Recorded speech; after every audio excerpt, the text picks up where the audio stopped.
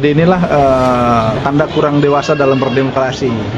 Jadi masyarakat dieksploitir oleh elitnya yang ada di sana.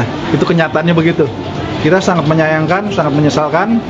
Kalau nanti berterus-terusan, ya mungkin kita akan lebih tegas lagi. Kita sudah berikat kembali ke pangkuan negara. Mari kita membangun. Sudah terlalu banyak korban. Masyarakat, TNI, Polri gugur di sini, meninggal di sini. Tadi disampaikan oleh Bapak Bupati, terlalu banyak dana bertumpah darah di tinggi Nambut ini. Mari kita stop, mari kita hentikan. Konflik adu domba, kita berkelahi, berperang, hentikan, stop. Banyak menyampaikan kepada Goliat bahwa kakakmu sudah ada di tinggi Nambut. Jadi adikku akan turun sama-sama dengan kakak, dengan masyarakat kita bangun.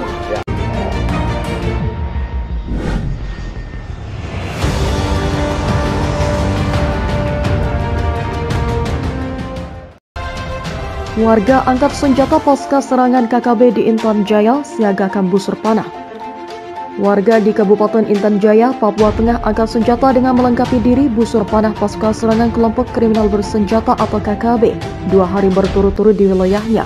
Mereka gerah dijadikan tameng hingga ingin terlibat mengusir KKB. KKB di Intan Jaya belakangan ini sering melakukan gangguan terhadap TNI Polri, bahkan meneror masyarakat.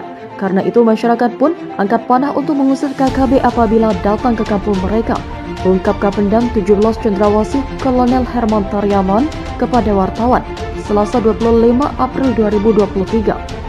Herman menjelaskan KKB 2 hari terakhir melakukan penyerangan terhadap TNI Polri di Kampung Sambili dan Kampung Bilogai. Kontak tembak antara KKB pun tidak dapat dihindari. Kejadian itu mengakibatkan masyarakat di Kampung Sambili, Kampung Kusage, Kampung Mamba Bawah, dan Kampung Bilogai resah karena KKB kerap menjadikan warga sebagai tamengnya hingga mengancam nyawa masyarakat, jelasnya. Warga pun melengkapi diri dengan busur panah. Mereka bersepakat ingin terlibat mengusir KKB dari wilayahnya. Kini masyarakat di daerah itu sepakat mengusir mereka, KKB. Bahkan masyarakat di Kampung Bilogai berkumpul dengan membawa busur panah untuk mengusir KKB dari kampung mereka, tegas Herman.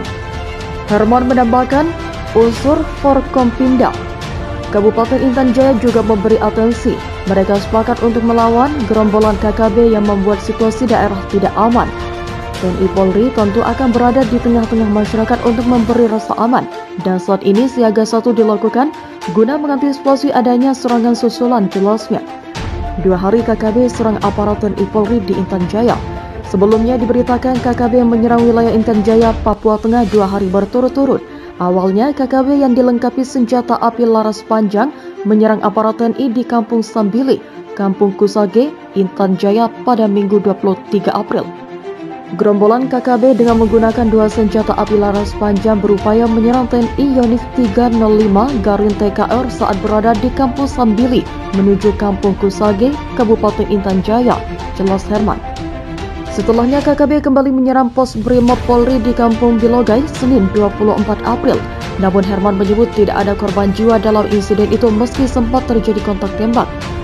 Atas gangguan dari KKB terhadap TNI dan Polri selama 2 hari berturut-turut itu tak ada korban jiwa. Kini kita lakukan status siaga 1 guna mencegah adanya serangan susulan, paparnya. Detik-detik KKB bakar pesawat di Papua, pilot asal Amerika ketakutan senjata ditembakkan ke udara. Kelompok kriminal bersenjata atau KKB membakar pesawat perintis seri PK Max di lapangan terbang Kampung Pegamba, Distrik Biandoga, Kabupaten Intan Jaya, Papua. Kabid Humas Polda Papua, Kombes Ahmad Mustafa Kamal, mengatakan pesawat jenis Twin Otter yang dibakar KKB merupakan milik PT Mission Efficient Fellowship atau MAF. Pesawat itu dipiloti oleh kapten asal Amerika Serikat bernama Alex Loverchuk. Kamal menjelaskan kronologi kejadian tersebut berawal ketika Kapten Alex tiba di lapangan terbang Kampung Pegamba. Saat itu Alex membawa 2 penumpang yang merupakan warga setempat sekitar pukul 9.00 WIT. Tanpa diduga, tiba-tiba datanglah seorang anggota KKB ke lapangan terbang tersebut dan melepaskan tembakan ke udara. Kapten Alex yang merasa ketakutan saat itu hanya bisa menunduk di samping pesawat yang dikemudikannya. Beruntung ia diselamatkan oleh sejumlah tokoh agama serta masyarakat setempat. Alex kemudian dievakuasi ke Kampung Tekai yang berada di perbatasan Kabupaten Intan Jaya dan Kabupaten Nabire. Sebuah helikopter dari Wamena telah mengevakuasi Alex dari Kampung Tekai dan Nabire.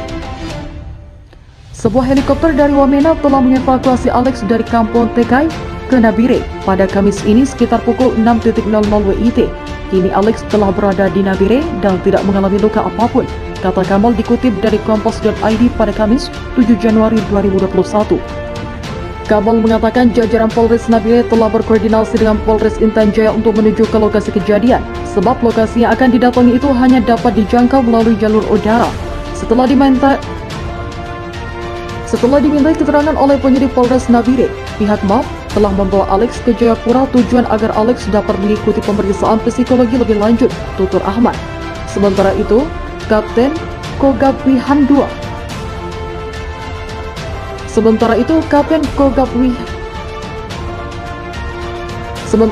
Kopen Kogabwilihan III, Kolonel Cizi IGN Suryastawa membenarkan adanya peristiwa pembakaran pesawat tersebut. Dia menyebut pelaku pembakaran adalah massa yang ditunggangi KKB. Memang betul terjadi pembakaran terhadap pesawat seri PKMAK sesuai yang diberitakan Base Manager MEF Nabire, bahwa massa yang ditunggangi KKB melakukan tindakan brutal, kata Suryastawa dikutip dari Kompas.com. Suryastawa mengungkapkan pesawat seri PKMAK milik PT MEF sebetulnya dijadwalkan terbang menuju Intan Jaya pada pukul 6.00 WIT. Saat itu, kata dia, pesawat tersebut sempat terbang selama beberapa menit, namun karena kondisi cuaca sedang buruk, pesawat tersebut memutuskan kembali ke Nabire. Selanjutnya, Suryaswata menambahkan, setelah cuaca sudah membaik, pesawat kembali diagendakan terbang ke Intan Jaya pada pukul 9.40 WIT. Tapi saat itu terjadi penumpukan penumpang yang akhirnya terjadi rebutan kursi. Kata Suryastawa, di situ KKB melakukan provokasi sampai akhirnya mereka massa membakar pesawat. Suryaswata menilai insiden pembakaran pesawat tersebut sebagai tindak lanjut atas pernyataan yang pernah dikeluarkan KB. Suryaswata menilai insiden pembakaran pesawat tersebut sebagai tindak lanjut atas pernyataan yang pernah dikeluarkan KKB, bahwa KKB pernah mengeluarkan pernyataan bernada ancaman bahwa setiap pesawat sipil yang mengangkut pasukan TNI dan Polri di wilayah Papua maupun Papua Barat akan ditembak jatuh. Aksinya dimulai dengan dilakukan penembakan terhadap beberapa pesawat sipil, ujar Suryastawa. Termasuk beberapa hari yang lalu dilakukan penembakan terhadap pesawat helikopter PT Freeport Indonesia, dan saat ini dilakukan pembakaran pesawat MEF. Lebih lanjut, Suryastawa mengimbau kepada masyarakat untuk tidak mudah terprovokasi oleh aksi kelompok kriminal tersebut.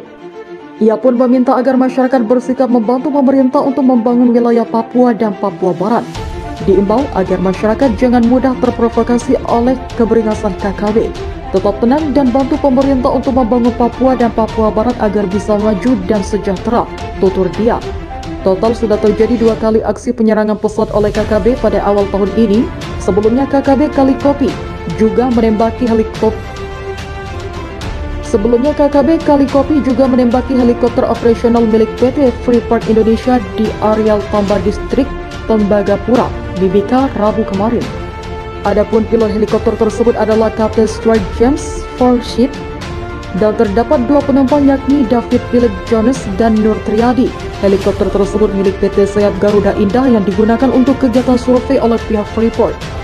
Kemudian insiden ini menyebabkan terjadi kebocoran bahan bakar sebab terdapat sebuah lubang kecil di bagian bawah helikopter dan dekat pintu penumpang bagian kiri. KKB mengaku tanggung jawab atas peristiwa pembakaran pesawat milik PT MEF tersebut. Pihak KKB menyatakan bertanggung jawab. Ya, itu Panglima TPNPB OPM Kodam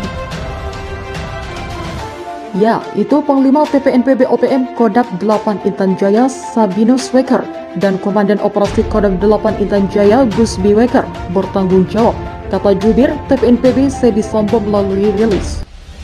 KKB menurutnya sudah pernah mengumumkan akan menargetkan pesawat yang mengangkut TNI dan Polri.